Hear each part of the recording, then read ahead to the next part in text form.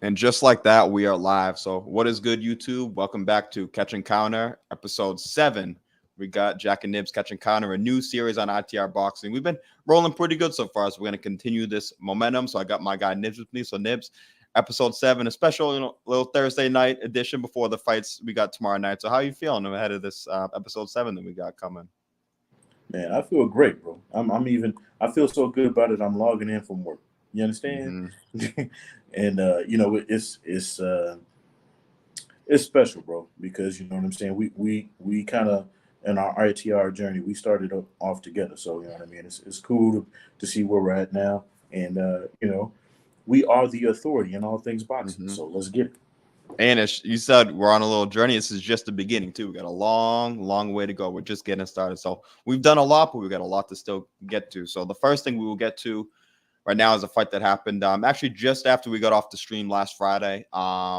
Christian Mbilli fought Demond Nicholson in a fight that I figured Mbilli would win, but I wanted to see how he kind of dealt with the guy like Nicholson. Nicholson is a game guy. He went rounds. He ended the Berlanga streak of the first round knockout streak. He went 10 rounds with my guy Boo Boo Andrade earlier this year, but Mbilli he made it a levels fight. He showed right away that he was on a different level, and he got Nicholson out of there way earlier, and I think way easier than anyone kind of anticipated. So what were your thoughts on Mbilli, how he was able to handle business against a guy in Nicholson who's always been game? Bro, when you look at the Nicholson resume, right? You know he's got some quality losses, bro, and he's not being. I think this is his third time being stopped. Period in his career. 6 losses, 3 knockouts, and I want to say that Billy one was the final one, bro. I mean, he broke a dude like you said who just went rounds with Boo Boo. You know what I mean?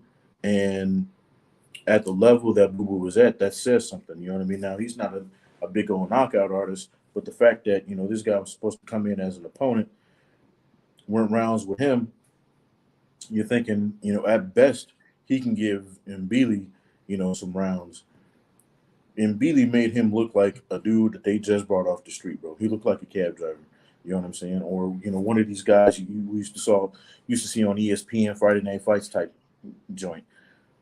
And Billy made him look really regular. So, and considering, what Nicholson has done in the past, bro, I'm trying to tell you, and Billy looks like a middleweight version of Mike Tyson.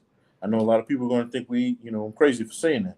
But when you look at his style, and he's all gas, bro. He doesn't look like, you see a lot of guys, they throw all those punches in like the first 2-3 rounds and then they're dead. Like he keeps on going, bro. I don't know what kind of battery he's got in his back, but it's gone. Yeah, I like that comparison. I think stylistically you can kind of see it. And he showed in his last fight, the Gongora fight from earlier this year, which is one of those kind of low-key like fight of the year type fights. And he showed that he was able to dish it out. He was also able to take it. And even when he got hurt, like I said, he would slow down to kind of get his breath for a few seconds, but he would always come back and finish strong. So I think he's the kind of guy that I kind of want to see him in with the top guys. Maybe it's a few fights away still, but he's the type of guy that even if he's going to lose, he's going to be able to give everybody a tough fight, and he's going to be dangerous all throughout all 10 or 12 rounds. Yeah, I'll be honest with you. I think I don't really give a shit who you put him in with at this point at the level that I've seen him fight at so far. And he's had a couple of rough fights, bro. He's run into some boxers who've given him some issues, and I think maybe against some of the top level guys, in the division that can actually box more than just punch, they'd give him some trouble. But I think he's a problem, a serious problem for anybody in the division, bro. Yeah, just to even throw some names out there, because 168 is kind of heating up. It was kind of a dead division once upon a time, but we got some big names. Obviously, we got Canelo fighting Jermel in a few weeks. We got Benavidez potentially fighting Boo Boo at some point. Our guy, David Morrell, who we think is potentially the number one guy out of all those guys. He's still hanging out there. But for Billy, before he kind of because I don't think any of those fights or even a Caleb Plant fight might not be realistic next. A fight that I would want to see him in is against a guy like Danny Jacobs, a guy who's been there and done that at the highest level.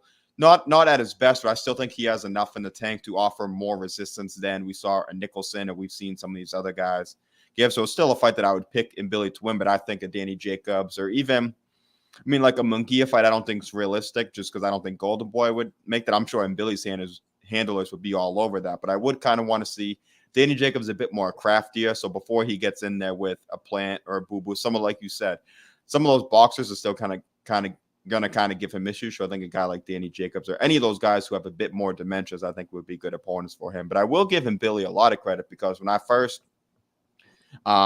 just kind of found out who he was, I saw him as more just kind of like a big, strong, tough guy who could punch. But he's added a lot more dimensions to his game. I think he's developing each and every time out. So I think 2-3 fights down the line, we're looking at him as a problem right now. But I think 2-3 fights down the line, he'll be even better for sure. Yeah, I mean, I wouldn't be mad at him, getting in there with, a rider. Maybe, I know, he's just coming off of his knockout loss, but, I'm pretty sure they want to run it back. But, Smith, you know what I mean? That'd be a good guy to get him in there. Someone along those lines, you know what I'm saying? It doesn't have to be those specific guys, but, Danny Jacobs, I mean, he hasn't fought since, I think it's been a little over a year. I don't know if he, how interested he is in boxing at this point after losing to John Ryder. But, that would be, again, another good litmus test for him. Do I think that some of those fights, like you said, are a little bit harder to get than others? But I agree with you. I mean, somebody on that level. And I think that, hey, I'll be honest with you. I think they're food for him right now. I think a guy like John Ryder, I think that Daniel Jacobs, anybody really on that kind of level, outside of the top guys in the division, he's eating them up, bro. I think we're going to be talking about Mbilli with a strap soon. Yeah, definitely, especially if Canelo starts to have to let go of some of those titles due to mandatories or things like that. Maybe some of those names aren't realistic, but I do think we'll see at least a few decent oppositions, maybe even a guy like Jesse Hart. Like I would be down to see Jesse Hart fight Mbilli. I think they both stopped Nicholson. Hart did a few years ago, so I think that's a comparative thing. So I think he's at the point now where we want to see him against name guys. Even if it's not the top kind of guys, he's somebody who's on our radar, and I think that he's someone who I want to see his platform build a bit more too. He's the kind of, like you said, you compared him even stylistically to a Mike Tyson, which I think is a really good comparison. The casual fans they eat that shit up too. So I think getting him in front of the public eye will be good too, because they'll see a big, strong guy, like a guy who looks like a bodybuilder, but he throws a lot of punches, but he's also effective. We see a lot of guys with those styles that are not effective at the highest level. I think his ability to do that, I think that the more you put him, the more active you keep him. I also want to keep, I know he wants these big fights, but I think the more active you keep him and the more you kind of shine a light on him, I think a bigger star he'll become. Yeah, I mean, he's 21 out of his 25. So, he's got 21 knockouts and 25 fights. That's going to get asses in the seats, bro. Especially when, he smoked a guy like Nicholson as easily as he did.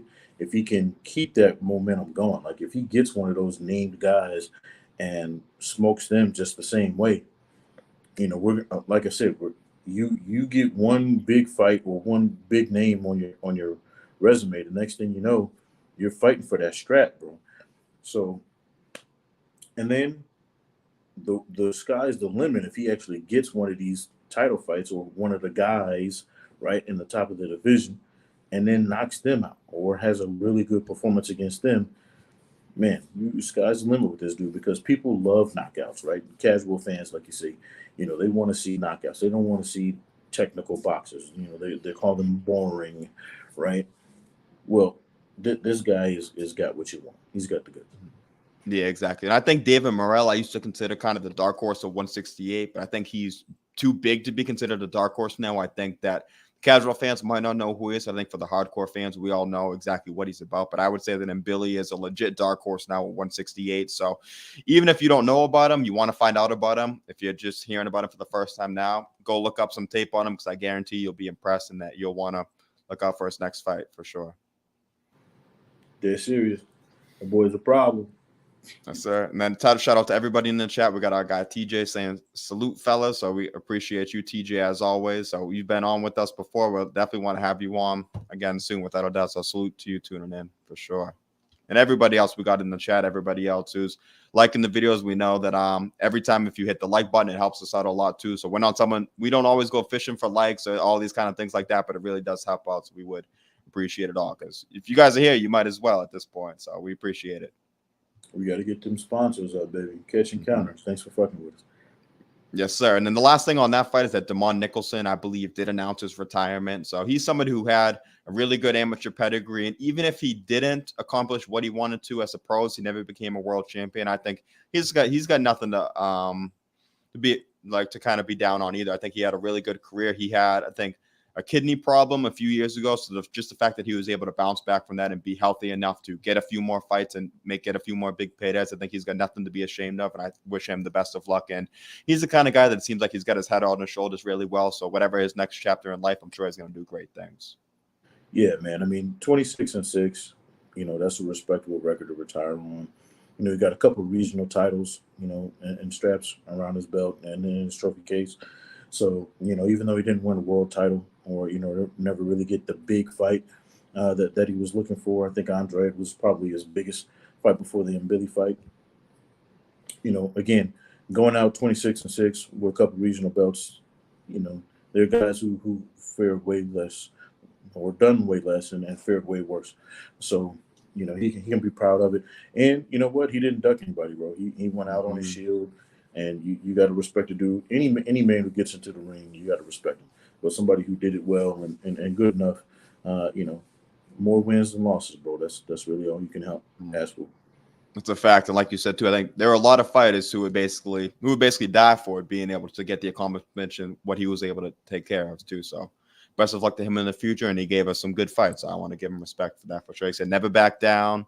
So we always respect those guys. So next thing is we have some big news been going on in the lightweight division. We've been looking for a dance partner for Shakur Stevenson. It seems like we finally found one. Edwin De Los Santos is going to step in now, November 16th. It's going to be a Thursday night, the weekend of some F1 event that they have in Vegas. So what are your thoughts just first on Shakur and Edwin De Los Santos, and also just, I guess, the whole Frank Martin thing? It seemed like he was going to be in the fight. Then he wasn't. Then it was like they were going to go to a purse bid. And then it was, oh, no, they agreed upon a fight. And then it was they didn't agree. And then Shakur said Frank wanted 50-50. And then Frank said, I didn't want 50-50. And then Frank came out and said he wasn't even really involved in the negotiation. So a lot of that, it's kind of it's tough to believe. You don't know who to kind of believe. But what are your thoughts on just this whole kind of just messy situation, I guess, to put it that way? So, man, let me put it to you like this, bro. I don't know what's going on with the Frank Martin camp. I don't know why you would turn down the biggest payday of your career, and then come out and say that the reason they turned it down is because of the money. Look, you were going to get the most money you had ever made at this point, from what I understand, and also a little bit of the back end. That's more than really what you would deserve. I mean, let's be really clear. The only reason people will come to see that fight is Shakur Stevenson. All due respect to what you've done in your career up to this point, Frank, nobody's there. There's not as many people there for you, right? Like it or love it, hate it, whatever. It doesn't matter. That is what it is. That's cold hard facts. It looks like Frank Martin bitched up and didn't want to fight Shakur because he knew he was going to take an L. Look, I'm speaking from my own opinion. You can say however you want, call me what you want. I don't give a shit. It looks like he bitched up and didn't take the fight. Kudos to De Los Santos for wanting all that smoke. He talked the talk. Now he wants to walk the walk. That's what this business is about. You sell all those wolf tickets, you better show up and do something with it. And, Frank Martin didn't. Whatever his reason is, at this point, it's, hey, whatever. Now, De Los Santos is in there. To be honest with you, I think that's actually a better fight. I think Frank Martin was going to get whooped up on. I think that would have been real easy. I still think Shakur's, I'm picking him to win anyway. But I do think that actually De Los Santos actually gives him a little bit stiffer of a test than Frank Martin does. And I don't know if maybe Frank Martin's trying to, look to something in the future. But I'm going to tell you right now, if I was Frank Martin and Shakur Stevenson fell into my lap and I also, I could get a strap on top of that. So, kudos to De Los Santos, bro, for taking the fight. And, let's be real clear. De Los Santos, bro, yeah, he's got a L. But it's a quality L1, and I think he's learned. I like what he's done since the loss, bro. Like he didn't sit around going, "Oh, woe is me." He didn't come back taking light touches. His his opponent's combined losses. He's fought three people with only two losses amongst all three of them. You got to respect that, bro. So, I love what the boy's doing. I think he's got a shot. Yeah, as far as Frank is concerned, I think it's confusing to all of us as a whole. We're never going to know what goes on behind closed doors, but my best guess would be, and I would hope that this is the case, because otherwise I wouldn't really know why you would. Besides, like you said, just not thinking you could win. I think that the only other thing is, was he behind closed doors offered the Tank fight for early next year or something like that, where they had said, hey, listen, Tank's he's going to do the Cruz rematch, and then we'll give you that fight. It might be for the full WBA title. And the one thing about that is, even if it wasn't for the full WBA title, is you would say that would be a bigger money fight for him than the Shakur fight would be. And maybe they sit there and they think, okay, the pure boxing of Shakur will give us a lot of problems. We might get knocked out against Tank, but they might see some more openings in there, which I personally don't see. But maybe they might kind of see that and think that might be a more winnable fight, and it would be for more money. So, but I don't even know about that. Just to the De Los Santos point, I think I give him a lot of credit. Just, this is an interesting fight too. I rated Martin a little higher than De Los Santos, but I think it's pretty comparable. Honestly, I'm cool with either one getting the shot. And even De Los Santos lost when he lost on Showbox to William Foster. That fight was at 130. He's now at 135. So I think the weight at 130 was kind of tough for him to get down to. I know that he faded later on in that fight. And William Foster's he's a legit guy. He's someone who's high risk, low reward for a lot of guys who hasn't gotten many opportunities. He fought on Pro Box, I think, a week ago or 2 weeks ago, but he's a legit guy. So he lost to a legit guy at a weight that he was clearly suffering to make, and he's looked dynamite since he moved up to 135. Got the second round knockout over Luis Acosta. Got the big win against Rayo, and a lot of people didn't know who De Los Santos was. I wasn't too familiar with him before the Rayo fight, but that fight he stepped in on short notice. That was kind of what kind of got him to the dance, that big knockout. And even a perfect comment right here we have is just what I was going to explain, is that I was even really, really impressed with De Los Santos when he fought Joseph Adorno. I thought just the boxing thing, some of the tricks he showed, I didn't realize his bag was as deep as it was in that fight. So that's not per se going to be the style to beat Shakur, because I don't think you're going to box outside and kind of pot shot and do what he did against Adorno, because Adorno and Shakur are not the same fighter. We all know that. But I do think De Los Santos, what he did show is an ability to be able to adjust and to be able to fight different styles for different fighters. And I think any fighter who has the power he has, being a southpaw who is awkward a bit, and then being able to adapt, I think is very scary. So I think for me, the key word for this fight is adversity. I think I'm looking kind of like I was looking for the Frank Martin and Shakur fight. I'm looking to see, can De Los Santos offer any adversity to Shakur? Because we haven't seen Shakur really in any adversity so far as a pro. So just like you, I'm picking Shakur to win this fight. Probably like one of those 10-2 scorecards. I think De Los Santos can maybe win a round or two. But I think besides that, I'm more interested to see, is he able to clip Shakur with a good shot? Because we haven't really seen that. And how does Shakur respond from that? Be honest with you, Ro. I think Shakur shoots a shutout. I think it's going to be a shutout. But I think that stylistically, like I said, I think this is a better fight than the Martin fight anyway. And I say that because I do think that, when you're facing a generational talent like, the Shakurs, like the Floyds, all those, right? You've got a shot if you can land that one punch. The likelihood that you land it, you know what I'm saying, is a 1 in a million.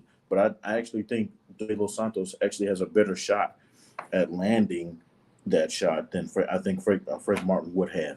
So I think that's, his really only opportunity to win this fight is he's got to hurt Shakur, maybe stun him early, or, catch him late being lazy, which, again, those are things that are very hard to see, Shakur letting happen. But, if he can get in there, bro, he can mix it up. And he's got skills. He is, like you said, it's not just power or just boxing. He's got a good combination of both, or a good enough combination of both to give pretty much anybody some problems. So, hopefully we, if anything, all I'm hoping for is just a really competitive fight. And again, this is not, who Shakur was originally wanted. I don't think it really matters for Shakur. I think he can fight anybody on a day's notice and look good. But, we've seen what, short notice or replacement opponents have been able to do in the past. They've been able to give that, the A side some problems. So we'll see what happens. Yeah, and even if I rank Martin a bit higher than I do De Los Santos, I think stylistically this could be a more intriguing matchup where some of the problems last time we were on that I brought up with Frank is I think he kind of waits too much for the perfect shot. I think we saw that in the Artem fight that he had recently. I saw it a bit with Jackson Mariñez where he kind of waits for the perfect kind of shot. And I said that was my worry with this Shakur fight is that he was going to wait kind of all night for the perfect shot and it wasn't going to be there. One thing about Edwin De Los Santos I know is that he ain't going to wait for the perfect shot. He's going to find his shot. So I think that is one thing that he has going for him, but I think is very good. Even TJ brought up a good point that Edwin completely shut out Adorno, the same Adorno that went toe-to-toe with Elvis Rodriguez. So that's a very good point. Adorno is someone who's always been a live guy. He's got some losses, but he's only going to lose to those top-end guys. So for Edwin to beat him, and especially the way he beat him, I think really impressed me a lot. And like I said, for Frank Martin, I was worried was kind of wait for that picture-perfect shot and then unload. De Los Santos might miss a bunch of shots, but I think he's going to keep coming. I think that's what the difference and why this could be a more intriguing stylistic matchup. Yeah, I mean, I look, I don't think any of us are picking De Los Santos to win this fight. You know what I mean? But again, I do think that he gives a more competitive fight to Shakur. And I think that he has a better shot at landing a punch that can make a difference in the fight if it does get to that. But, my prediction, like you said, you give him 10-2. Yeah, that's being real generous by me too. I think anywhere between 12-0 and 10-2. That's the light end for me. It'll probably end up being on the scorecards a 9-3, 10-2 kind of fight, but it'll be a fight where anybody watching will go, yeah, Shakur won that whole damn fight. Mm-hmm. So they'll probably give him a couple pity rounds just to be nice. Yeah, this is a good point by TJ.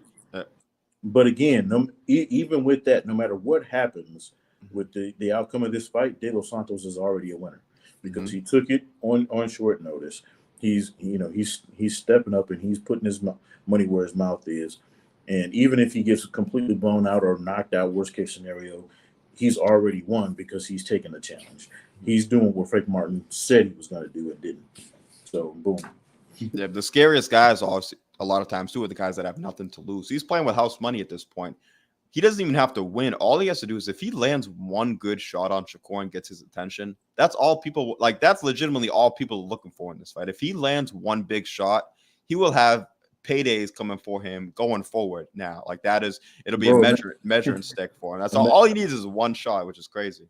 Imagine if he wins, if he loses a split decision. You know what I mean? Like, what that does for your career, bro? Yeah, that might be the worst thing for him, honestly. Then I don't know if people might be ducking that smoke going forward. But either way, it would show that he's legit. And TJ brought up a good point here, too, and say that same Adorno. Now, it's tough to do the just like the math, and we all know this, but that's the same Adorno who had a draw with Jermaine Ortiz, and that Jermaine Ortiz had a good fight with Loma. Kind of like we talked in the pre-show. I mean, it's tough to do that sometimes because Mbilli knocked out Nicholson. Boo Boo went the distance with Nicholson, but we would still pick Boo Boo to beat Mbilli. So styles make fights, but that does show just the level that Adorno was a legit guy, and he was a legit fringe contender, a legit guy. So for De Los Santos to beat him the way he did shows that he earned this opportunity. Not only did he earn the opportunity, but he's, like you said, he jumped at it where they were.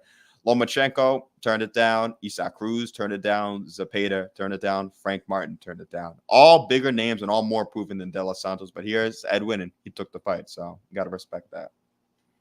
Yeah, I mean, look, I could be wrong, and I hope that Frank Martin does have a real legit reason, that comes out later on down the line where we can all say, okay, we were wrong, but it looks really bad right now. You know what I'm saying? And, like you said, if he turned it down because he got news that he could potentially be fighting Tank, I can't be mad at that because that's like hitting the lottery. You know what I mean? Like, you get that 1 in a billion chance to make, a ridiculous amount of money. I mean, what was it? How much Ryan Garcia was? Like 30 million? 30 million. Ryan Garcia. And Ryan Garcia had no business being in the ring with Tank, which we saw, right? Like, it was completely one-sided. He had no reason to be in there with a Tank Davis.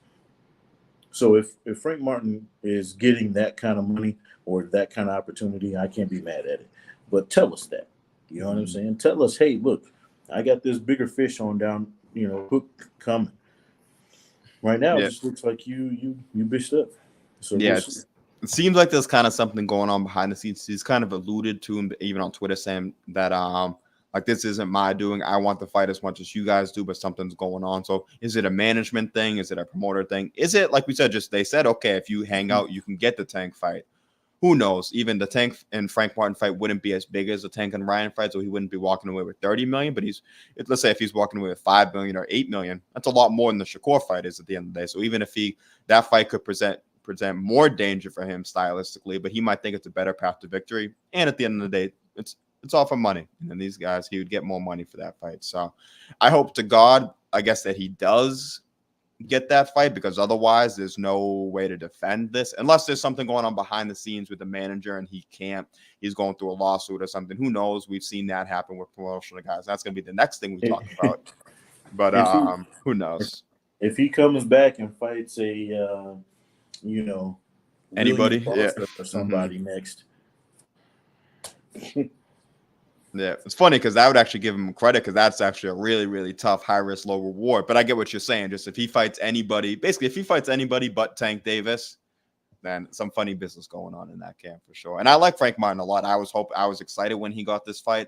I didn't pick him to win this fight, but I was interested to see how it played out. But it ain't looking too good for him right now, unfortunately. Can't back my boy too much on this one. Yeah. Yeah. So we'll touch quickly on not much to go on this one, but we just talked about things going on behind the scenes and managerial things. So Ryan Garcia, the new report saying that he's going into mediation. Him and Oscar and Golden Boy are having mediation done. I don't know the extent of this. I'm not sure exactly what's going on. I don't know if you know, but so you can kind of expand if you know a bit more on that. All the reports have been kind of very vague on that. And just the one thing I care about is, does this impact his second fight for this year? There was rumors that he was going to come back in November. I know Pedro Campo was one of the names I threw around. It'd probably be a tune-up fight for Ryan at 140. But if you know anything more, you can kind of explain on that, or just do you think that this has any impact on Ryan's fight in November? So, pretty much what's going on is, from all accounts, right? And let me actually pull it up here. I think this is the letter that was sent. So basically, Ryan Garcia is just trying to get more points kind of on his contract. He's trying to get, he's trying to be able to say that I don't want to just fight on the zone, right? So apparently Oscar signed some big contract with the zone, guaranteeing his biggest fighters only fight on that platform or get the pay-per-views on that platform. Most people who watched the Tank and Ryan fight know that the zone got paid some step-aside money from Showtime, because Showtime ended up being the primary, and they kind of just, took the leftovers, right? And the reason they got that payment is because the zone has a contract with Golden Boy that says, hey, we get all the big boys, right? And it's kind of like the Canelo situation, but not. Mm-hmm. In this situation, or with the Canelo situation, Canelo wanted out. From all parties and sides, it looks like Ryan doesn't really want out of his contract. Mm-hmm. He just wants the ability to be able to kind of move around and have some freedom and have a little bit more control and make more money. Let's be clear, right? Mm-hmm. And that's what seems to be the issue. He's also thrown out, I guess, an issue where, I guess, in California, they got this thing where, you can only have a contract for 7 years, and then it, is voided after that. They've brought that up. I don't know if that, but from what I understand, they're using that to kind of renegotiate another contract. So it looks like Ryan Garcia wants to stay with Golden Boy. He just wants to be treated fairly. I know a lot of people thought it was, one of those things. He was just mad because of, how things went after the Tank fight. And they kind of shut him down. Mm-hmm. And maybe it is. Maybe it is still that. Maybe he's just pissed off, that he kind of got, shunned or whatever. But, I look at it like this, bro. I think Ryan Garcia just needs to go ahead and be honest with you and just go ahead and get things worked out with De La Hoya. so that they can keep. Because here's the thing: they're still negotiating his next fight. Mm-hmm. It's not like, hey, Yeah. I'm in a dispute to get out of here, and I'm waiting. Like kind of like Andre Ward had to do, and Yeah. that Mikey kind of Garcia had the same thing before. To those guys right, that are forced to have layoffs because of that. Yeah. right, because they're trying to get out of their contracts. This is a situation where Garcia is actually actively working with Golden Boy for his next fight. So it's, people have to understand he's not trying to get out. He's trying to get more money. He's trying to maneuver himself. He's trying to set up chess pieces so that, things can go a certain way. And I think that, even worst case scenario for Golden Boy, they're still going to have Ryan Garcia under contract. So to be honest with you, I think it's a whole bunch of bullshit. But at the same time, they've got to get it out of the way. But it's one of those things where it shouldn't prevent him from still being able to go out and get big money fights. Yeah, it seems like it's something that should be easily resolved, but it's interesting because, like you said, these things can kind of lead into other things that could make it to a point where there's no turning back. But I think this will all be fine. I think that his next fight, anyways, if it's going to be a tune-up, it's going to be just on DAZN. It's not going to be a cross promotion, so it doesn't really, like you said, it doesn't matter. But it's not about this next fight per se. It's about going forward. I think he wants just a bit more freedom, and he wants part of the problem, I think, is just the language in these contracts, where I think Ryan himself wasn't signed exclusively to DAZN, but Oscar and Golden Boy was. So I think Ryan was saying that I don't have a contract saying that I have to be with DAZN. I can fight wherever. But Oscar was saying, well, no, I have a contract saying that my fighters have to be with exclusively on DAZN. So I think that's why a lot of people never thought the Tank and Ryan fight was going to happen, because they thought that they didn't think DAZN would take the step aside they did for that fight to happen. So luckily we were able to get that, but that was a big roadblock people thought back then. So like I said, I think it's kind of just a non-issue for now. I think it's something to pay attention to if we don't see Ryan's next fight announced pretty soon, which I think we will. Maybe I could kind of beg more to question, but I think at this point, like you said, it's more about leverage for Ryan. He wants to, if another opportunity for a big fight, if he could fight a Devin Haney or a Teofimo Lopez, he wants the option to be able to cross the street for those kind of fights. And I'm sure Oscar, at the end of the day, knowing that as long as he's getting a percentage out of that, I'm sure he's good with that. I'm sure it's just, like you said, working through the writing of the contract to make sure that they are both on the same page going forward. And I'm sure that they will be at the end of the day. Yeah, because I mean, let's face it, it's real easy to get a deal made, even with having to pay DAZN some step aside money, of which I believe Ryan had to pay $125,000 of that out of his own pocket when the fight is Tank. Yeah, when you're making $30 million, you're like, okay, he has $100K, he has $500K. I really don't care. Mm-hmm. Now, let's say you got to fight Rolly next. Mm-hmm. You're not getting $30 million for Rolly. You know what I'm saying? You'd be lucky to make single digit millions for that fight. So that $100K or how much ever, that they want for step aside money, if they allow that the next time, it's going to hurt a little bit more. You know what I mean? Especially after taxes hit. So, I think that, that's what he's trying to maneuver. And I guess it was a thing where that was something that they say was supposed to have been included in the contract prior to the extension they signed back in 2019. It was supposed to include language that allowed him to move around freely before, but apparently, that's not what's going on. So I think to me, that's the biggest thing, because again, who wants to pay $120,000 to go fight somewhere else when you're already having to pay all these sanctioning fees, et cetera, blah, blah, skippy. So we'll see how it works out. Hopefully, again, like I said, they're set for arbitration in October. Hopefully they get it worked out. They're already working on a fight for him in November, if not December. So we'll probably see him in the ring before this thing is resolved. Yeah, like you said, I think it's just as simple as just like the wording in the contract. So I think back when they did the extension, Ryan was able to, on paper, he wasn't exclusively signed to DAZN. But when Oscar re-upped a year or so later with DAZN himself, with Golden Boy, they made a deal that all of his fighters are exclusively to DAZN. And Ryan and some of those fighters who had already signed contracts a few years ago are saying, well, hold on now. When I had signed my deal before this whole thing, I wasn't signed exclusively to DAZN. So I think just that's all it is. I'm sure that they'll kind of work through it at the end of the day, money talks. If a Teofimo Lopez fight comes up, or if any of these big fights come up, I'm sure they'll be able to figure out. And even Weedy saying here, give me Ryan versus Teo. Let's see.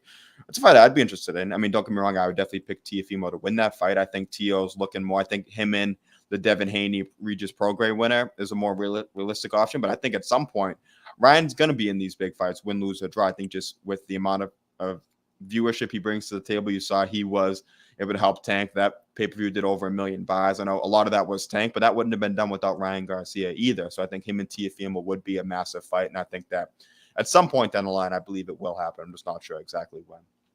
I think for Ryan's legacy, if he's really trying to be a winner, right?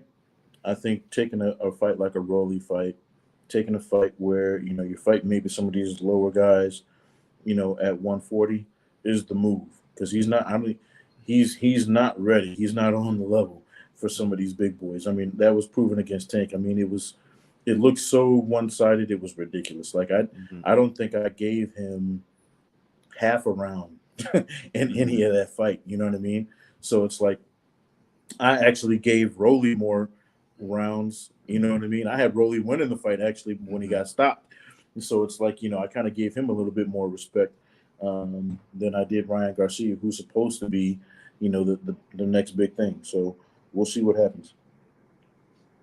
Yeah, for sure. Now we're on this. We're on here on a Thursday because we got some Friday fights, not Friday night fights, but we do have fights on a Friday night tomorrow, and it does have the kind of vibe of like an old Friday night fight. Obviously, I wasn't watching those back in the day, but you guys, Nibs, and you guys all kind of can attest to that. But we got Luis Alberto Lopez against Joet Gonzalez for Lopez's IBF featherweight title. So Lopez, it's impressive. I'm going to have a story published, I think, tomorrow on him. Just he's the classic kind of guy who's not supposed to be here per se.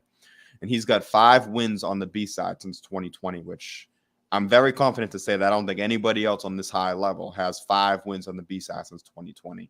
He's been fighting all these guys. He'll fight American guys in America. He'll go to the UK to fight a Brit. He'll go to Ireland to fight McConnell. Like, he's done all these things. So it's interesting. He was the underdog in all those fights. He's finally the favorite now, but I think he might be too much of a favorite in this fight. Joet Gonzalez is the guy who Joet has 3 losses. For all things considered, I thought he beat Dogbay. That was a really close fight, but I thought he got the better of Dogbay in that fight, so I was kind of surprised by that decision. But either way, I think Joet kind of gets the narrative of the guy who can't quite win the big one.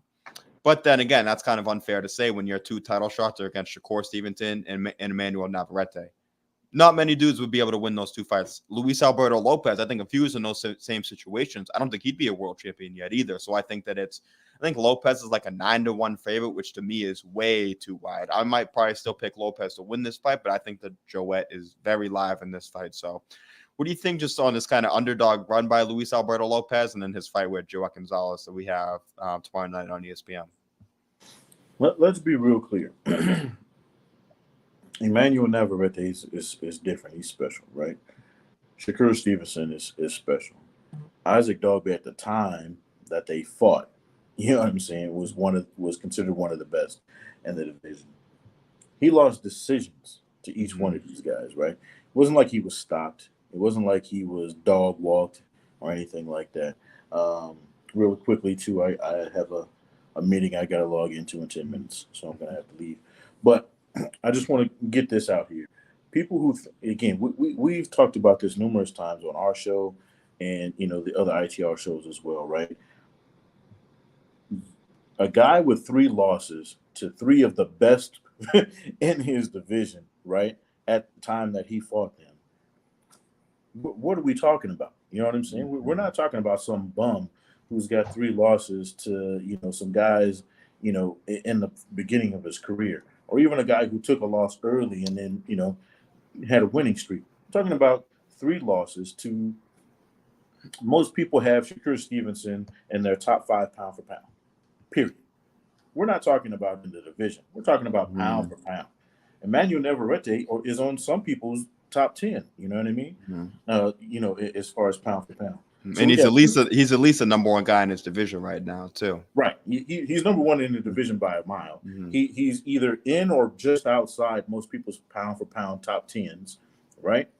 And then you're talking about an Isaac Dogbay, who he's past his prime, but at the at the time that he fought him, was the dude, right? Or considered the dude.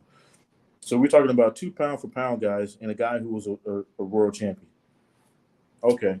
Yeah, Mhm. look, I think Joet can beat, and like you said, a lot of people, including us here at Catch and Counter, Mhm. thought he beat Isaac Double. So you're talking about a guy who's realistically 27-2. Mhm. Come on, bro. And dare I say that he was more competitive with Navarrete than Valdez was, for example. I mean, when you really Bro, think about it, he was in a war with he lost. He clearly lost against Navarrete, but that was a war, and he's the kind of guy where Lopez is very awkward. Lopez is kind of like Navarrete, where they make a lot of mistakes. They do a lot of things that you wouldn't teach a young fighter to do, but they're able to kind of get away with it. The way they're able to use their balance to kind of get momentum going. I think it's very, very impressive. They're able to kind of mask their mistakes. They're able to use their offense as their defense at times too. So I think it's interesting. And just because, like I said, Joet has been very, very competitive in those fights. The Shakur fight wasn't as competitive, but nobody's been competitive with Shakur yet. But that Navarrete fight, he showed that he's got a chin and he's going to be in there to last. And if Luis Alberto Lopez is kind of in there, not messing around, but if he takes a few rounds to get going and he lets Joet is also, he's a very busy fighter. He's very busy. He can fight a trench warfare fight, and he's got a good chin. So if he's not able to hurt Joet, that's what my X factor in this fight comes down to: is if Luis Alberto Lopez is he able to hit Joet with a shot that he doesn't see coming. I think as long as Joet sees the shots coming, I think he'll be able to take him and he'll be able to do his thing. But if Venado was able to hit Joet with a shot, one of those looping shots he doesn't see coming, like he did Conlon, like he's done these other guys, that's why I think it could turn into his favor. And that's what I think probably does happen at the end of the day. But I do not pick Venado by stoppage. I think that he probably ekes out a decision. But looking at Joet plus 600 or whatever he is, I'm looking at sprinkling maybe a little bit on there. I swear, I think Lopez was always undervalued by the bookies. He was the underdog against Michael Collin, but I think it went too much in his favor this way, where I was looking minus 900, minus 200, minus 300, I would have been cool. But that's a big, big number to lay against a guy like Joet. I don't think I could do it. Here's my tip for the week. Mhm. Take whatever little leftover money you got off your paycheck and put it on that. Look, Mm-hmm. I'm saying that I'm picking Lopez, right, Mm-hmm. in this fight. I am picking him to win. However, it's, to me, razor thin. It's not wide.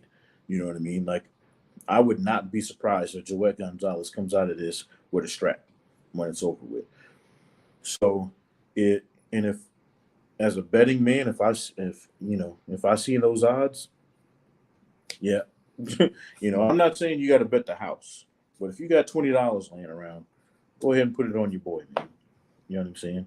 Even if you're looking just to clear, but again, that's not to say Lopez isn't a worthy champion.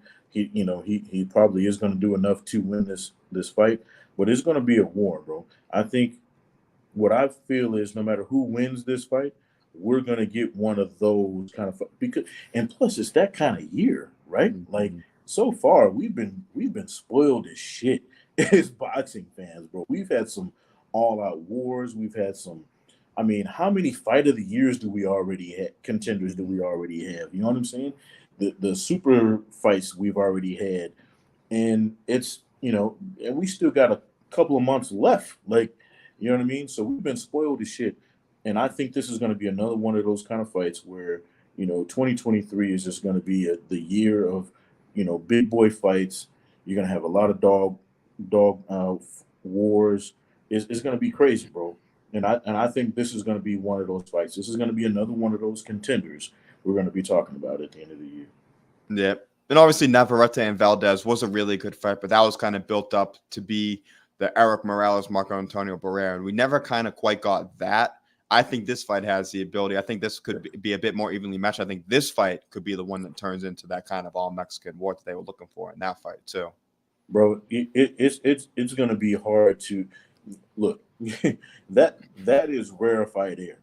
Mm-hmm. You know what I mean? Like that's Mickey Ward and Arturo Mm-hmm. Gatti type shit, bro. Yeah. Mm-hmm. Like you know what I mean? Like that's Rocky.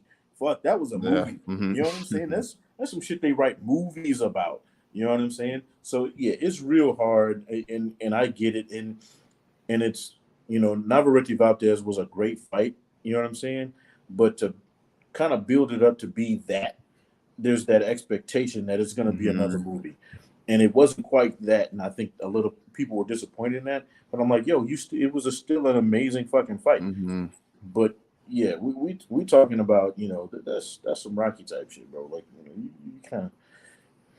That's right. Yeah. Weedy said best year I can remember in a long while, and even he said talk about the over under. I think the over under is 10.5. So this is the kind of fight too where I see it definitely going the distance. I think that Joet has proven both guys can crack, but I think Joet has proven his durability. Neither guy's been stopped in any of their losses. So I think that not only the over under 10.5, but I think the fight to go the distance. I think it's a solid bet too. I believe it. Alberto Lopez, Luis, he can crack for sure, and he punches at a lot of awkward angles where you can't see the shots coming. But I got enough trust and faith in Joet's chin, especially against Navarrete, a guy who kind of does some of the same things, maybe even a bit better. If he was able to last against Navarrete, I think he'd last against Venado tomorrow night.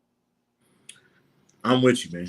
I think that Lopez is, if he's already looking past Joet, then he's got some problems, bro. Because this is going to be a good fight. And I got my notification from my team, so I got to get out of here and log on to this meeting before they fire me. Yes, sir. No worries. We want you to keep your job, so I appreciate it. I'll hold it down for you, but everyone will see you next week, so we'll be in touch for sure. Appreciate you, bro. Yes, sir. As always.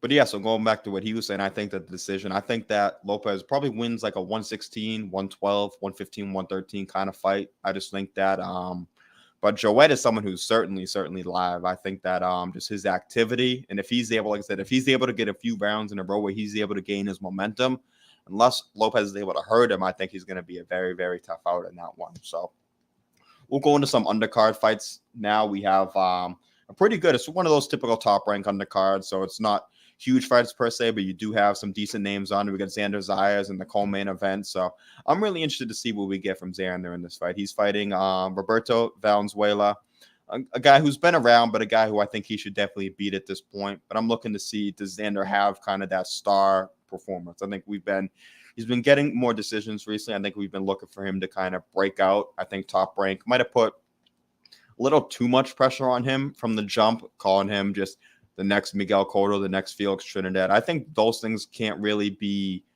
wished into fruition. I think those things kind of just have to happen naturally. So I think you see a guy like a Jesus Ramos, who's about the same age and the same weight class. It didn't have nearly the hype coming up, but he is now passed, and he is now a legit contender. So for Xander, I think he's still in the prospect stage, and there's nothing wrong with that. He's still very young. I know that people have talked about him getting a title at some point, maybe in the next few years. So I think it would be a few years away. I'm not looking for next year per se, but I do think that a big a stoppage victory for him would be very big in this fight. And I think that's what he's looking for sure. I know Valenzuela, he's a game guy. I've seen him a few different times, but I just think this is a levels fight. I think Xander should be able to handle his business in this one. Few other undercard fights we have. So we have Jermaine. Well, first of all, to wrap up the ESPN card, Emiliano Vargas, I know. So he's going to be the first fight on ESPN. Then it'll go to Xander, and then it'll go to the main event. So Emiliano Vargas is opening up the ESPN portion of the broadcast. Son of Fernando Vargas, someone who I'm very, very high on. For the first time that I saw him, even saw him as an amateur, he's able to switch stances, the way he uses his angles. You can tell he's gotten in some work. He's sparred a lot with Jorge Linares, Jamel Herring. He's been in the gym with Lomachenko. You can see he's kind of borrowed some of Lomachenko's tactics and stuff like that. So I'm interested to see him in this fight. He's fighting an undefeated guy. So I like to see that also. He's 19 years old, but he's fighting a guy from Spain who's 5-0. So someone who's looking to come to win. I think for these prospects, it's always a great sign when you see a guy who's coming to win. And I agree with you what you just said, Weedy, here too. I think that he is the best of the brothers. And he also started much earlier than the other two brothers did. I know Fernando Jr. and Amato, they played other sports growing up. I think Fernando played basketball. I think Amato played football. When Emiliano was one, he started boxing around, I think, 7 or 8 years old. So I think that they only got into boxing because they saw the success he had, and that kind of inspired them to get into it. So I do think that he has. And that's the reason he signed with Top Rank. Those two, they're still doing good work right now. I think they're with Marv Nation. They're on more regional club shows. And I think that they both have abilities to get on to bigger shows at some point. I know Fernando definitely, he packs a big punch, so he could get up there too eventually. But I think that Emiliano, he's just a purebred boxer of the group. He's been doing it for the longest time. He for sure has the highest ceiling of all those guys. few other guys. So Jermaine Ortiz is fighting. He's fighting Antonio Moran on the undercard. Another interesting fight. Jermaine Ortiz he had to pull out of a fight. I think it was on the Teofimo Josh Taylor card. He had a back injury in camp, and I know that he's kind of a big guy. So getting down to 135, he's a professional, so he's always able to get down and do it. But he just wasn't able to in that fight. He had a back injury, like I said. So in camp, it wasn't as easy for him to cut the weight as it's been in other fights. But he's back in this fight. I think it's at a catch weight of like 137 against Antonio Moran. I definitely expect Jermaine to win this fight. Antonio Moran's a solid fighter. We've seen him against he's actually the last guy that Devin Haney was able to knock out. That was a pretty brutal knockout a few years back. But for Jermaine Ortiz, I think it's just what is he looking to do next? Is he going to be going up to 140? He could be. Does he get in the mix with the Teofimos, the Devin Haney, Arnold Barboza, Jose Ramirez? I think those are all really good fights for him. But I also think that him and Shakur could be a fight that we could see. I know Shakur is going to fight De Los Santos, like we mentioned earlier next year. But I think that would be an interesting fight too. I think Jermaine proved as one of these guys. We see some of these guys not want to take these chances and fight these big guys. And he took the chance last year when he fought Lomachenko. Not only did he lost the fight, but I think in that fight, it looked at as kind of a victory for him. I mean, it was a very close fight. I thought he did enough to probably win like at least 4 or 5 rounds, maybe even 6 rounds. So it's a very competitive fight. I have no problem with Lomachenko getting the decision.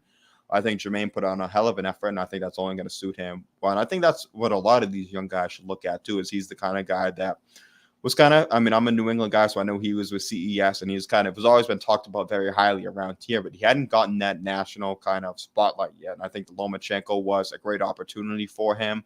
As Weedy says, it was a close fight, a very competitive fight. And that's kind of why a lot of people were down on Lomachenko going into the Haney fight.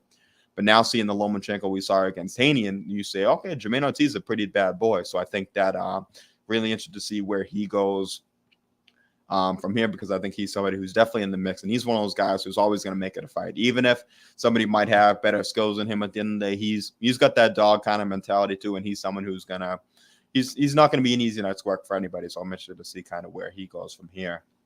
We have Ruben Villa, an interesting guy. I know he's with Top Rank now. Funny thing is he's actually, I think, the second fight of the night on the card, but he beat Luis Alberto Lopez a few years ago. So that's a rematch I'm interested in seeing. And I want to see Ruben Villa mix it up with any of these guys. I know he had the Navarrete fight a few years ago, which he lost that fight. That wasn't a blowout fight per se. I think he was dropped once or twice in that fight, but he was competitive enough in that fight where he's still a guy. I'm happy to see him with Top Rank now. And I think that it would only make sense if Lopez is able to keep winning. I know they're looking for the Robesi fight eventually at some point, but I want to see Ruben Villa mix in with those guys too. So we got Tiger Johnson on the undercard too. We got Hobson Conceição on the undercard. So one of those typical Top Rank undercards where you can expect it's maybe not 50-50 matchups, but basically from 7 Eastern time to midnight Eastern time, I think you should have at least one guy in each fight that's like a compelling guy and a story to follow. So I think that's interesting. So another note that I had in here actually for Xander Zayas is that I think one of his sparring partners in camp was on Juan Macias Montiel. So that's the middleweight contender who fought Jamal Charlo in the last fight we've seen Jamal in. And he also fought Adames after that. He even knocked out what was left of James Kirkland a few years ago in the first round. So I think that's a very good sparring partner for Xander to be in with. Montiel's a very awkward guy. He kind of switches stance. He's kind of straight up and he's kind of square sometimes, but I think just that the activity and the toughness, I think, is a very big thing for Xander too. So we got a comment here. My dad, John K, let's see what he says. What should be the best fight on the card? I think it's got to be the main event. I think it's got to be Joet and Luis Alberto Lopez. I think that I said it before when Nibs was on, but I think that fight has the ability to be another fight of the year candidate. I think that Navarrete Lopez, it might have been too much hype kind of built behind that fight, comparing it to the Barrera and the Morales and all those Mexican wars that we've seen, those all-time great fights. It was still a good fight, but I think this fight could be much of the same and maybe even a better fight, because I think this could be more of an even matchup too. So moving on now, we have William Zepeda. He's fighting Mercito Gesta. So this will be Saturday night on DAZN. So William Zepeda is one of these guys who I kind of question just the direction of where he's going in his career. He was one of the guys in the line for the WBC, so I know he turned down the Shakur fight. He at least turned it down when it was eliminator offered earlier this year. He's still higher than De Los Santos, so I'm guessing he would have been offered the fight as a title fight, maybe because I don't. Just because he's got a fight scheduled, or Oscar had said before that they kind of want to build into that fight. Me personally, I think that he's one of those guys that if he's going to be ready for those fights, he's about as ready as he'll be for a guy like Shakur now. So why not just throw him in there. Maybe he does what a Jermaine Ortiz did with Lomachenko, and he kind of surprises people, and I think that would help him out a lot going forward. So, I mean, he's kind of rejuvenated his career. He had the big win over Joel Diaz, and he beat Jojo Diaz also, which was a big upset. So I know Diaz has been on the decline, and that was who Zepeda had beat just before that. But this is kind of the classic Golden Boy thing where it's just enough of an opponent where we're kind of okay with the fight, but I think we definitely want to see more from Zepeda. I think we want to see him in against those top guys. We want to see him in with the Shakur Stevensons. We want to see him in with the Devin Haneys, the Tank Davises, the Frank Martins even. So those are the kind of guys we want to see William Zepeda in with, even an Isaac Cruz, even a Jermaine Ortiz, who I mentioned. So I want to see him. I wonder kind of what the game plan is with him. I hope that this isn't kind of a second coming of Munguia, what we've seen with Munguia going on in his career, where he had the big win over Liam Smith about 5 or 6 years ago. And since then, he's never really fought. I mean, he fought Derevianchenko in his last fight. That's a fight that could have definitely gone either way. But they had a very big lull in between of like 6 or 7 kind of just nonsense fights, honestly. So I hope we don't. I'm worried because I'm kind of seeing the same trend with Zepeda, but I see Zepeda as even a higher kind of ceiling guy.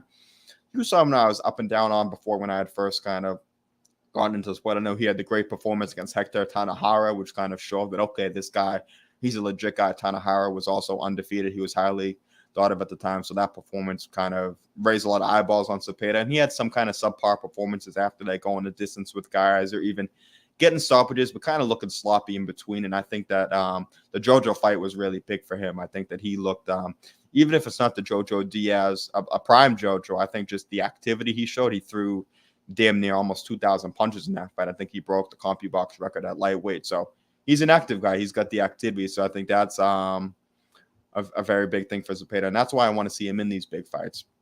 I've said it before, and I'll say it again, but a lot of the Mexican fans, a lot of just true boxing fans in general, too, we're not worried per se about how many fights you win or you lose. Talk about even like a guy like Luis Alberto Lopez or Joet. They both have losses, but we don't really care. We're still tuned in and excited for that fight tomorrow night. So someone like Zepeda, he could take a loss if he loses to a Shakur. I don't think that's going to turn anybody away from his next fight. If anything, if he does good, even if he steals a few rounds from Shakur, that might even do better for him going forward. So I think that I want to see them kind of throw him in the deep end. I know the Hesta fight, it's an okay fight for now, but I really, really want to see him in with the top guys because I think he has the ability. I'm even higher on him than I ever was before. So I would still pick all those top guys against him, but I think he's at the spot now where he's earned that opportunity, and I don't want to see any more of these Hesta level opponents for him per se. I mean, much respect to Hesta. He's made the most of his career. He's made some solid paydays on the back end. So this is no slight to him at all. This is just for where I view Zepeda and where I want to see him going forward and getting these big fights. A fight that we recently had announced was a big one. This is one I'm very excited for. You guys know I'm a big Devin Haney guy, so he's just doing the legacy thing. He's going for all these big fights. We see some of these guys kind of not fighting the guys we want to see. I talk about a guy like Zepeda, but Devin Haney, what he's doing, he's moving up to 140. So who is he going to fight? He's going to fight Regis Prograis for the WBC belt. So I think this is a fight a few years ago. People might have favored Regis in. I think Devin is the slight favorite now, I would say, based on just the performance that Regis had against Zarela in his last fight. And he's been a bit inactive, but I think that Regis is kind of getting undervalued in this fight. I think that he is more than certainly a live dog. I think that for all the things Devin does well, I think we've seen him have struggles with southpaws.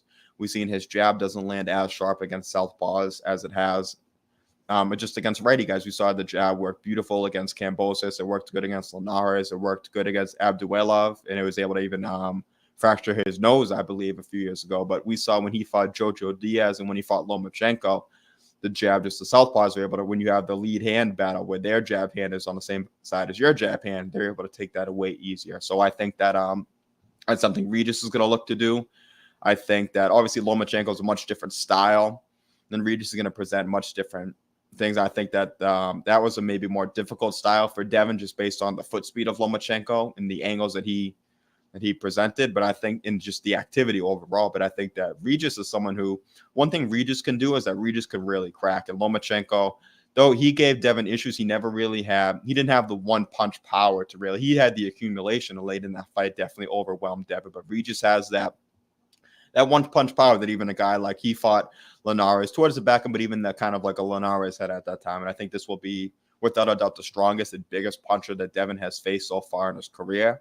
The thing with Regis, too, is that Regis, he's a rhythm fighter. I think Regis is very good. Once he gets into his rhythm, he's borderline unstoppable. I think once he kind of gets going, he gets in the flow of things. Kind of like, he fights very different from Triple G. I'm not comparing their styles at all, but I think a very similar thing between both those guys is when they're not in rhythm, I think things look a bit awkward at times. But once they kind of get going, it's all downhill from there. So I think that's going to be Devin's number one key in this fight.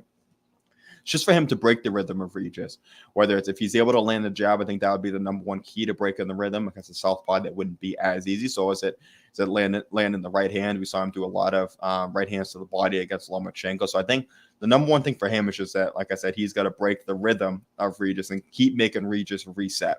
The more you make a guy like Regis reset, the more you make him kind of not even question himself because he's going to keep coming forward. But the more he resets, the harder it is for him to get going downhill. And the more Devin is able to do that, I think we didn't see Devin clinch as much as I thought he would have in the Lomachenko fight. I think you could see a bit more clinching against a guy like Regis if he does get the momentum, which is, I know the fans don't like to see it, but at the end of the day, stylistically wise, it could be a smart thing for him to do in there. So I think that's interesting. And then with Devin too, we did, especially in the Lomachenko fight, and even in the Jojo fight, we did see Devin get hit clean a few times. Even in the Jojo fight, there are a few overhand lefts. Jojo didn't have the one punch power to per se to get Devin uncomfortable really, but it kind of got his attention. But Regis does have the power to be able to do that. So I think that is a very interesting thing, and that's a fight that I'm going to be looking forward to seeing what the odds are in that fight too. I think that Devin would be the slight favorite, but I think if he's anything more than like a 2-1 favorite, I think that it would be interesting for value for Regis there, because I think that people might be leading too much into his last performance. He had a lot going on. It was a homecoming fight, and even Zarya is not even half of the boxer Devin Haney is. But I think Zarya was the big thing that brought Zarya to the dance. Was he was a big puncher. That Regis, if he's probably not going to respect Devin's power as much, so he's going to be coming forward a lot more like the way he did in the Zarya fight. I think Regis will do that in this fight. So I'm still rolling with my guy, Devin Haney, in this one. I think he wins a very close decision, probably an 8-4, 7-5 kind of decision. But I think that if anybody is counting Regis out in this fight, I think that they're very wrong in doing that. And I think that he's someone who you don't want to count out just for the things I mentioned before. Just being a southpaw, Devin's had kind of the struggles landing the jab against southpaws. He's been hit clean by overhand lefts, and that's Regis' specialty. Is Regis, he's a very big puncher, and once he gets you hurt and he gets in that rhythm, he's a very hard guy to get out of that rhythm. So that's a very fight I can't wait for. I'm not sure if a date has been finalized for that one. I think they're still working through things, and we've seen just with the Shakur and Frank Martin thing, even once we think a fight is finalized, it's never really finalized until not only when the contracts are signed, but till the two guys even get in the ring. So I just really hope that that is a fight that we get later on this year. It's a great opportunity for both guys. And then looking forward, just Devin and his dad, Bill Haney, they've always been very smooth operators of his career. First, they turned him pro early at 16 or 17. They had him in the Mexico circuit, just getting him the experience against kind of tough and rugged guys. He was never going to lose those fights, but it was very good experience for him being in those barrooms. He's spoken on just like I said, the experiences of being in those barrooms and just kind of the atmospheres in there, and that kind of helped him grow up pretty quick because he was a 16, 17-year-old kid. So he came to the States. He fought a bit on Showbox. They've always done these contracts where they've never tied themselves down to a promoter for a long time. They had to deal with Eddie Hearn, but even when they had that deal, it was more of a fight-by-fight basis. They were getting these big guarantees, these $3 to $5 million guarantees to fight guys like Gamboa and Linares, which are good learning steps. They'd progressed him along the way very good. And once an opportunity came to fight Kambosos for undisputed, they had the leverage in their contract that they weren't tied down. They don't have to go through something like we're seeing Ryan Garcia go through with Golden Boy, where they were just able to hop over to Top Rank, and they were able to make that fight happen with Kambosos. So what I think that their plan is what I've heard, and what I would be surprised if I'd be surprised if this wasn't the case. But so they're going to fight Regis for this WBC title. If they are going to win that fight, I think the next fight for them would be this one would be a pay-per-view fight. It would be a top-ranked pay-per-view with Teofimo Lopez for a unification. That's a fight where there's been some bad blood back and forth between those guys for years. I think that's a fight that doesn't need any more marination at this point. I think that if both guys are champions at 140 pounds, I just think that that would be a great fight. So anybody in the comments, you guys can leave.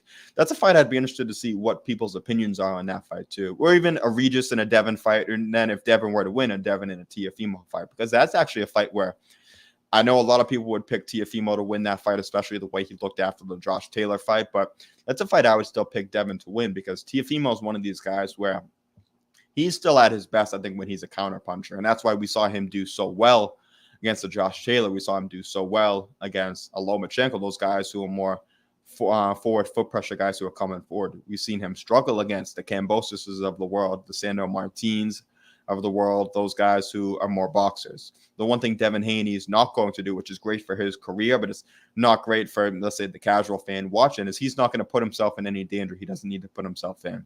He's going to stick that jab out there. I think the jab would work better against Teofimo, who is a right-handed guy, than it has against some of these southpaws, and then it would against Regis.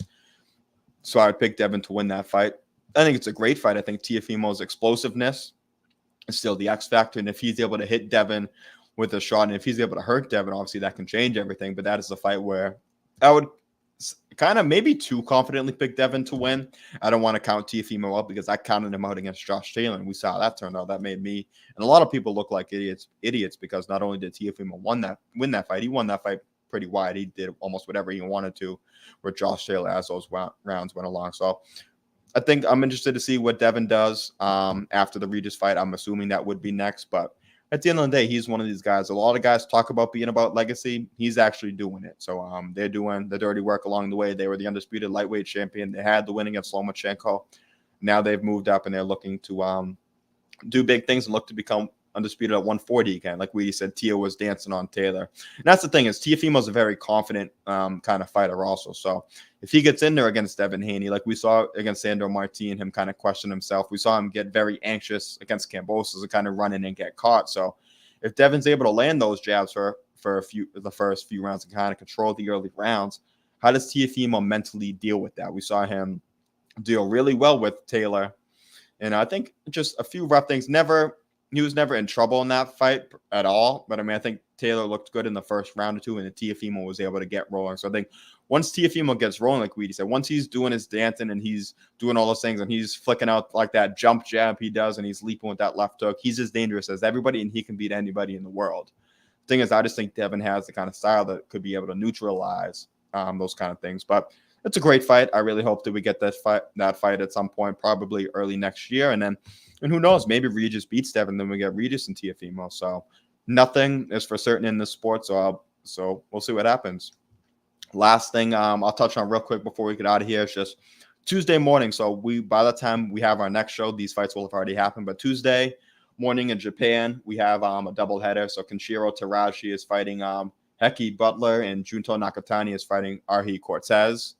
Let's see what Weedy says real quick before we move on to that. It says Teofimo has a problem with fighting to his opponent's ability. That's a very true thing too. So I think he didn't get up for the Kambosos fight. He didn't get up for the Sandor Martin fight. And even though I'm saying that that Devin has some of the attributes to give him problems, this is without a fight that I think he would get up for. And he should be able to get up for this fight. But I also remember Teofimo on Max on Boxing before that show got shut down. He was on there with Max and Tim Bradley, and he was saying that Devin, he doesn't view Devin as kind of one of the guys with him. Like he views maybe, let's say, a Tank or a Shakur, and that's not really a fight that he would get up for.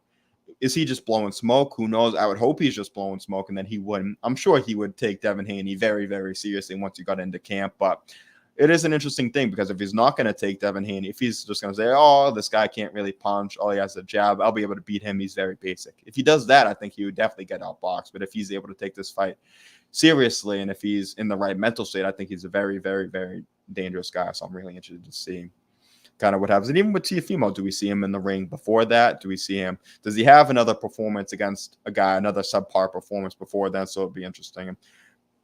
Exactly, Weedy. That's what I think. I think he's just talking his shit. I think that Teofimo is one of these guys that you can't always, I mean, like a Tyson Fury, not to that extent per se, because obviously, Tyson Fury is a whole another different conversation, but you can't really take what Teofimo says at face value every time because he'll turn around and he'll say something completely different the next day. It kind of just depends on however he wakes up that day.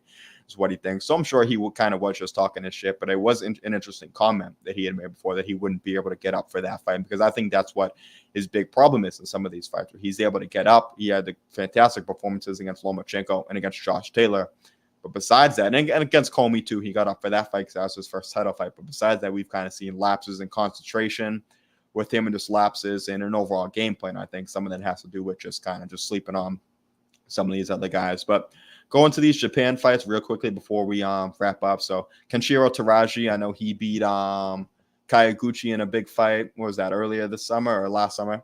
It was a bit ago now, but he's the unified champion, so he is headlining this fight. I expect him to beat Butler. I think this is kind of just a levels fight. I think that Kenshiro should be able to win this fight, and then I think we'll see where he goes from there. Is it a unification? There's rumors of him maybe even moving up. So would he move up to a 112 and look to get in the mix with the Bams, the Sonny Edwards, Julio Cesar Martinez, those kind of guys? I'm interested to see where he goes from there, but I fully expect him to win. But the one guy who I'm really looking forward to on this card is Junto Nakatani.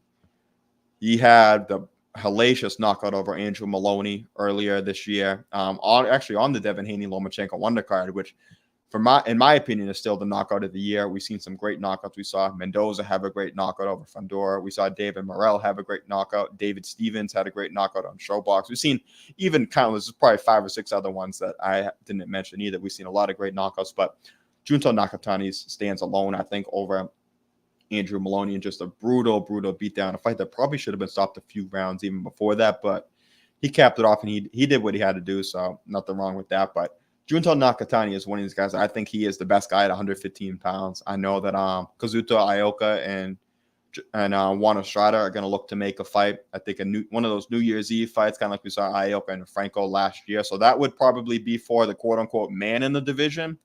But I think that Junto Nakatani is the best guy in that weight class. I think he's one of these guys who can be, he will be on pound for pound list soon to come. I think that he has kind of like, in a way, he's a very big puncher, but he's got underrated boxing abilities. He's very, very sharp and precise with both his movements and his punch selection. So I think that Arhi Cortez is an interesting opponent too, because like you mentioned, Weedy Estrada is kind of like Teofimo, where he kind of fights up and down to level of competition, where we see him.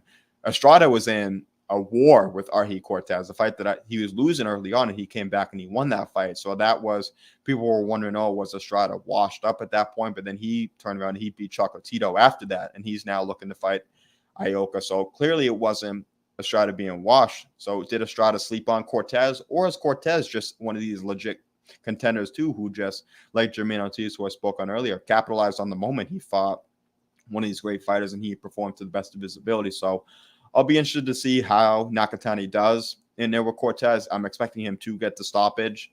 That's not because I don't think highly of Cortez. I think Cortez is a very tough, durable guy, but I just think Junto Nakatani is just that next tier. I think that he's, besides, in a way, is clearly the best fighter in Japan, but I think he's the next best thing that they have. They have obviously Ioka, I mentioned. They have another Kenshiro, who's also on this card I mentioned too, but a lot of other great fighters. But I just think that Junto Nakatani is the best out of all those guys.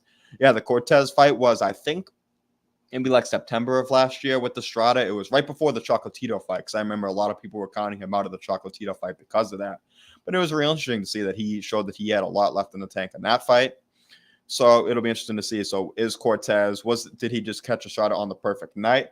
And even if he didn't, even if he's a legit contender, which I think he is at this point, Tany's a bad man, and I think he'll be too much for him. And I think that he will get yet another stoppage. So I'll be interested to see with Nakatani.